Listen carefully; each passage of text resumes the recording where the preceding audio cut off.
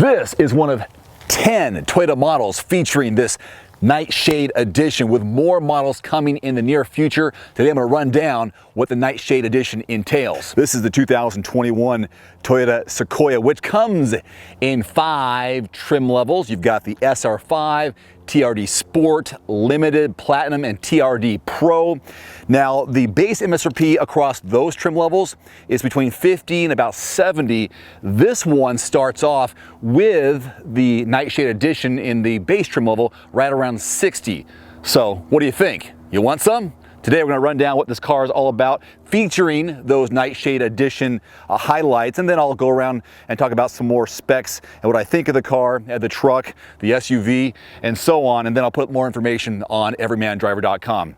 How's that for an introduction? Booyah! Just like lifting Darth Vader's helmet, look at the front, it comes up as well. This Tundra-based full-size SUV features the same powertrain as last year, a 5.7 liter V8 made to a 6-speed automatic transmission, nearly 400 horsepower, well, 381 to be exact, and over 400 pound-feet of torque. 401 to be exact. This is a bad beast, but the fuel economy kind of sucks. 13 city, 17 on the highway. You got 2-wheel drive, and you also have 4-wheel drive. And down comes the mask.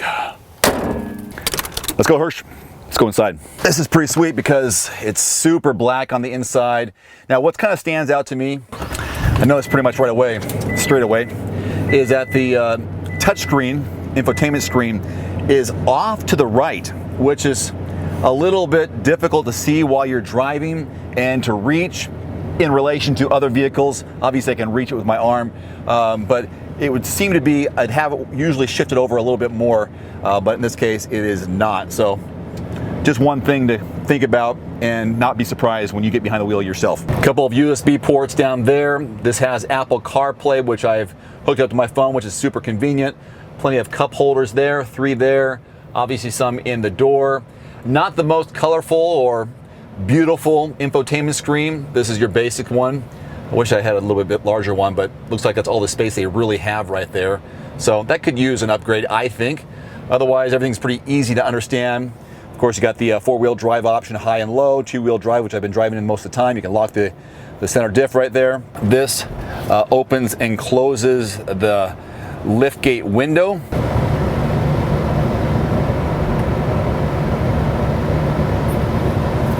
Instrument cluster, pretty straightforward as well. If Hershey gets out of the way, we can see the steering wheel mounted controls, your usual suspects there with volume on the left-hand side.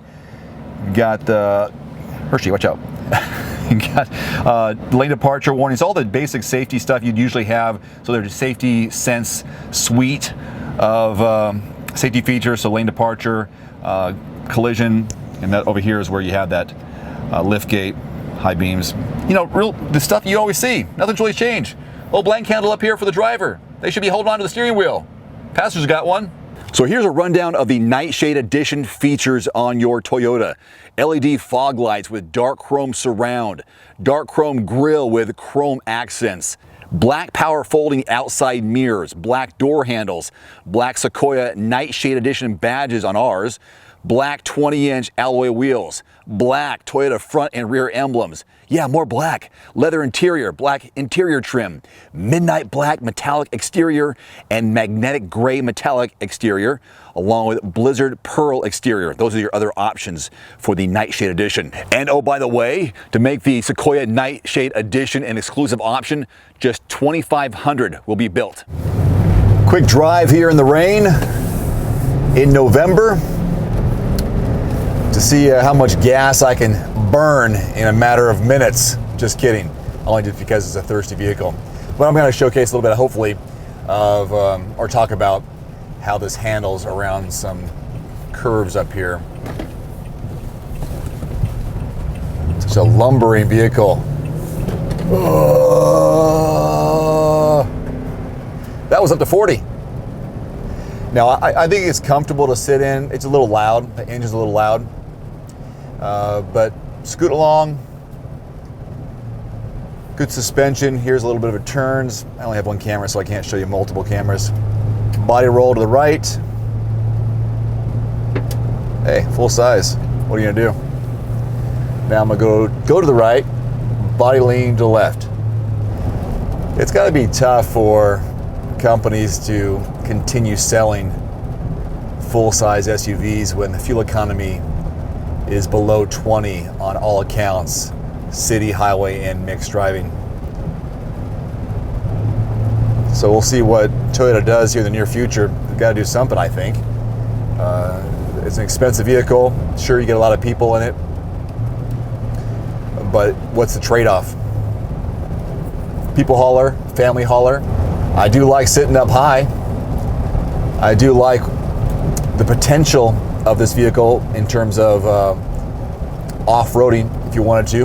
If you're going off the beaten path, this will definitely take care of you. Got the tow haul mode, locking the diff, 4 high, 4 low. So where do you want to go? I think the Sequoia will take you there and back. All right, back seat, legroom, and headroom. In the middle row, this has seating for 8. We have the passenger in the middle, so captain's chairs. Otherwise, you can get 2, 3, and 3, but we have 7 seats, which is super spacious since we have the captain's chairs. Love it. And they've got a drop-down entertainment system here. Hershey, you want to come inside? Come on. There we go. Hershey comes inside. So here it is. This is my driving position up front with Hershey on the lap. And so tons of room. Hey, full-size SUV. Come on. No brainer, right? Same with the headroom, indent in the roof line, gives me plenty of space. It's comfortable to be here, especially with all the extra room without having that middle row here. And they've got remote controls, they've got climate controls for the back passenger, headphones, that drop down Blu-ray disc player. I thought it was a DVD. Blu-ray disc player. Yeah, this is a great road tripper. And since we have all the extras on it, got the sunshades for the NightShade edition. Ready, Hirsch? Ready to go? Let's go! A few ways you can open the lift gate. One is there's a button just inside. There's also one here on the key fob that I can press. I didn't. Third way is just put your hand under the handle right here. Now I'm taking some toys for the Toys for Tots toy drive coming up soon, so I decided to put them back here to showcase cargo volume. What you see right here is just over 66 cubic feet of volume. Now, when that back row is up, then you have 18.9. With all rows folded down, it's 120 cubic feet of cargo volume. What am I giving away? Lots of fun Superman stuff. I've been saving this stuff for years, but I figured, well, let's let some other kids have it for the holidays. Why not? It's been a crazy year.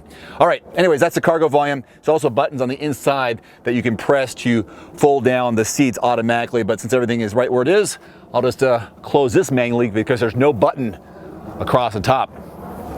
Booyah! So yeah, the Sequoia can get pretty expensive. It sure can haul a lot of people. Very thirsty powertrain. Plenty of space, but it's a big vehicle. Probably not for me, a little too big for me getting around town, and I don't want to pay for those gas prices. That's probably why I got a Tesla. Anyhow, thanks for watching. More information on Everyman Driver. Hey, what are you doing? Ready to go? More information on everymandriver.com. Let's go, Hirsch. Adios. Come on.